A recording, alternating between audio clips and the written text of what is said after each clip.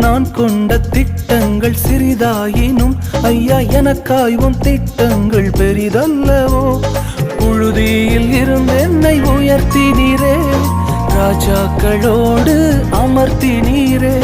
புழுதியில் இருந்து என்னை உயர்த்தினீரே, ராஜாக்களோடு அமர்த்தினீரே. உந்தன் கிருபைகளை எண்ணி நான் பாடுவேன், உந்தன் மகிமைதனை தினம் நான் ருசிப்பேன். அல்லேலுயா அல்லேலுயா அல்லேலுயா அல்லேலுயா. உம்மை உயர்த்துவதே எங்கள் நோக்கமையா, உம்மை பாடுவதே எங்கள் மேன்மையா. உம்மை உயர்த்துவதே எங்கள் நோக்கமையா, உம்மை பாடுவதே எங்கள் மேன்மை.